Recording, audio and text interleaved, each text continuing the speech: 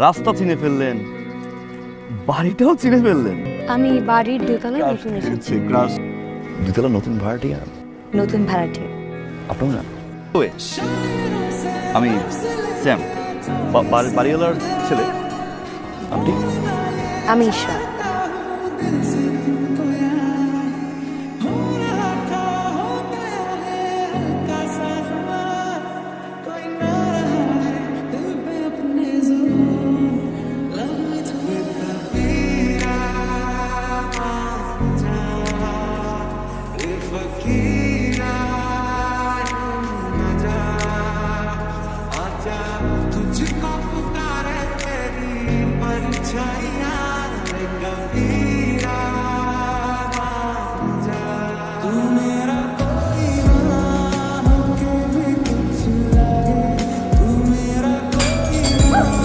কিচ্ছু আমি করে রাখবো, সব ভাইয়ে ফেলবো। বিয়ে দিবা কি না? আমি আমি আমি তো না করি নাই কখনো। এও তো করো না আম্মা। আচ্ছা হ্যাঁ হ্যাঁ হ্যাঁ, আমি বললাম হ্যাঁ হ্যাঁ দিবা? হ্যাঁ বিয়ে দেব, কিন্তু মেয়ে পাবো কোথায়? মেয়ে তো পেতে হবে। এই তো পাইছি মা। হ্যাঁ মেয়ে পেয়েছিস? কোথায়, কোন জেলায়, কোন থানায়, কোন গ্রাম বল? ও, হ্যাঁ আমি দেখেছি তো মেয়েটাকে। ইসলাম যে আপনারা এই বাড়িতে উঠলেন, তারপর থেকে তো আর দেখা সাক্ষাৎই হলো না, খোঁজ খবরই নেওয়া হলো না। আপা ভাই একটা কথা বলতে এসেছিলাম। আচ্ছা আপনাদের মেয়ে কিসে করে? ও আমার মেয়ে আসলে পড়াশোনা শেষ, ও বাসাতেই থাকে। চাকরি বাকরি করবে না? আসলে ভাই আমরা তো সবসময় অসুস্থই থাকি, বাইরে কাজ না করেও আমাদের দেখাশোনা করে। এরকম লক্ষ্য নিয়ে যেতে চাচ্ছিলাম। আপনাদের মেয়ের জন্য একটা বিয়ের প্রস্তাব নিয়ে এসেছিলাম। আপনাদের মেয়েকে খুব পছন্দ, চলে এসেছে। কি সুন্দর, কি লক্ষ্মী। তোমার সঙ্গে স্যামের দেখা সাক্ষাৎ হয়েছে তাই না? কথাবার্তা হয়েছে, স্যাম ভীষণ পছন্দ করেছে আর আমরাও পছন্দ করেছি।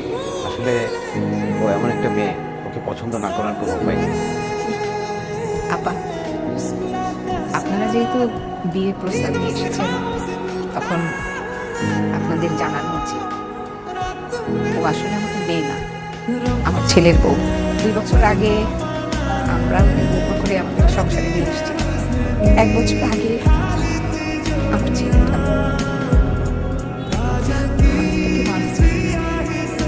ওর কপালে স্বামী সুখ রইল না। বাবা বড় করে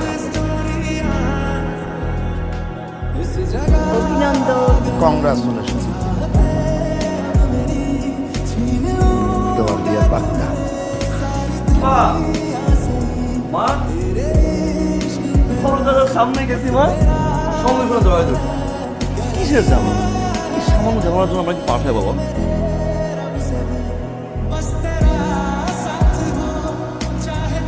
সবচেয়ে প্রিয় মানুষটিকে ছাড়া বেঁচে থাকা কষ্ট, কিন্তু অসম্ভব কিছু না।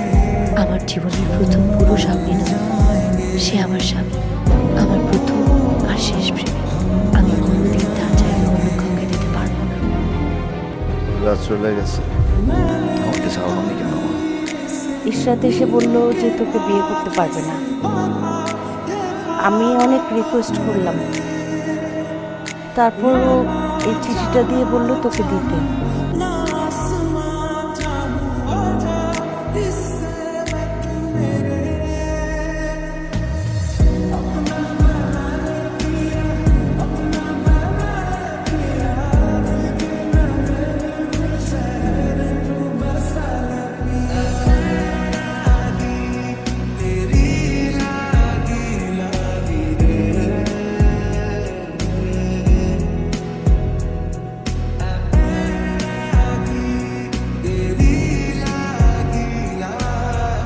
খুঁজে তো পেতেই হবে। কিন্তু ঠিকানা লেখা চলছে। সেটাই তো খুঁজছি। ওই মেয়েকে যদি খুঁজে না পাই তাহলে আমরা আমাদের সন্তানকে হারাবো, সেটা বুঝতে পারছো তুমি?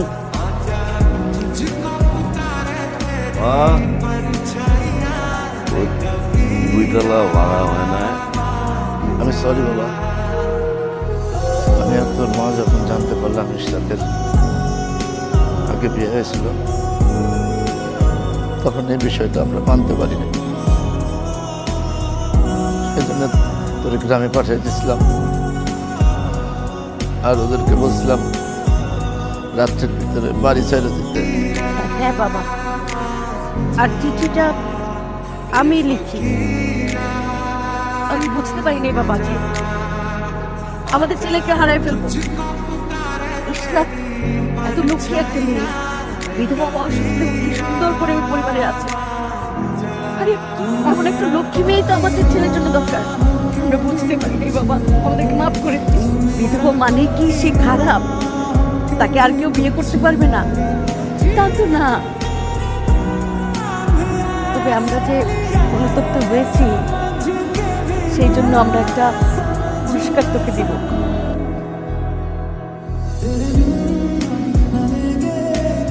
তোমার যোগ্যই তো আমরা না। তুমি এত লক্ষ্মী একটা মেয়ে। হ্যাঁ,